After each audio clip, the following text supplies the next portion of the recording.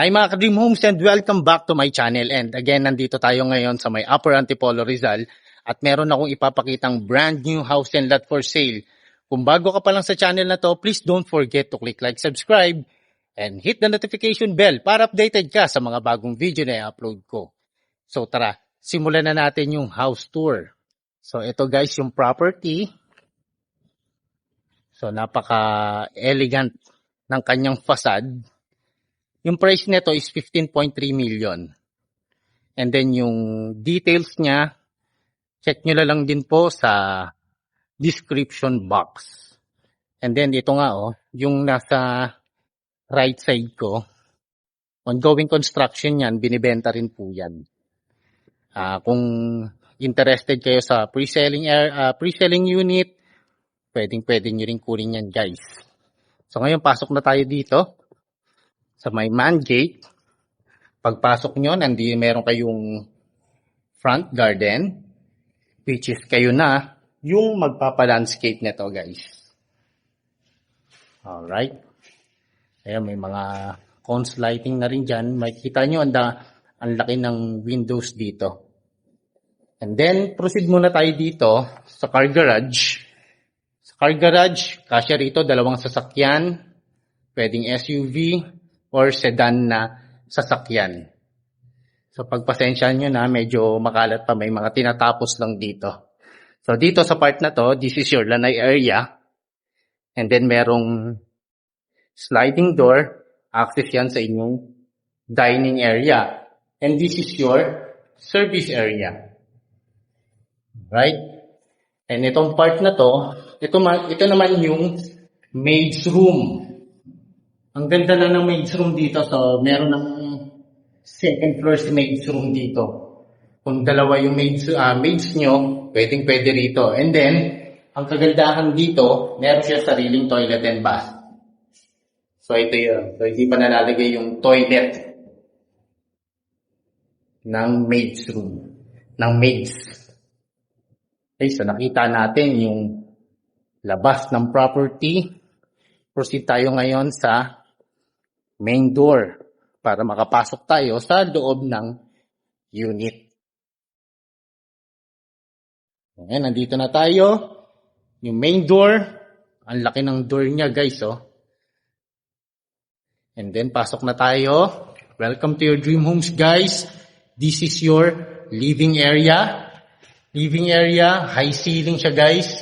Makikita nyo, ang ganda ng chandelier. May mga pin lights, may mga spotlights na rin dyan guys.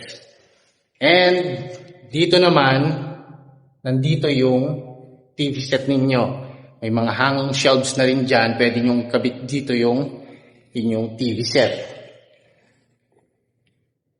And then ito yung kanina sinasabi ko sa inyo na malaki yung window niya para pumasok yung natural light. And then pag binuksan nyo yan, papasok rin siyempre yung hangin para hindi mainit sa loob ng property.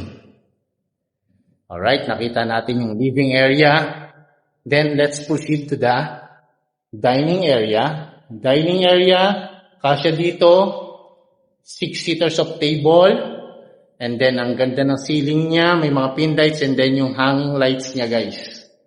And then ito yung kanina sinasabi ko sa inyo, na may sliding door, access yan papunta sa inyong lanay area. Check na natin itong main kitchen ninyo. So, ang ganda ng main kitchen ninyo guys. Ang daming cabinets. Merong island countertop dyan. Yung ceiling niya. Ang ganda ng lighting.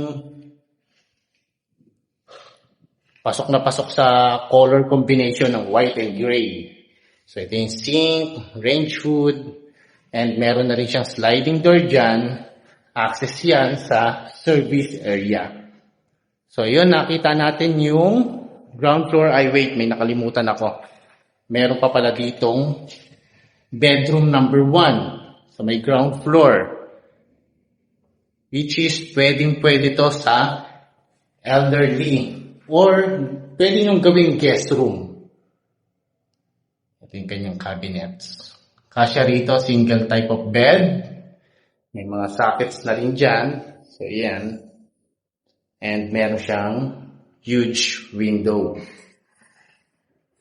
And then, ito pala yung kanyang toilet and bath sa ground floor. Shower space. May exhaust fan. May mga lighting. And may mirror na rin dyan and yung sink. And then, check na rin natin itong storage area. So, yun doon. Ang laki rin ng storage area nyo rito, guys. So, yan. Alright. Ngayon, nakita natin yung ground floor. Proceed tayo ngayon sa may second floor. Ang ganda ng design niya rito, guys.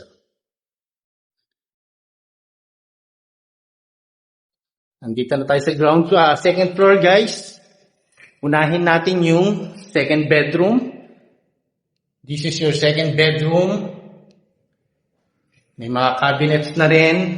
Ito. Yung kanyang cabinets. And ito yung kanyang window. Kasya rito, single type of bed.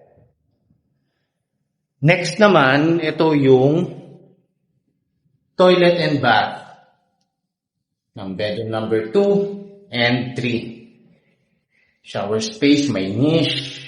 Ayan. And then this is your toilet. And meron na rin mirror and sink dyan. Alright. And then, proceed tayo rito sa my third bedroom. So, almost the same din yung size ng kwarto.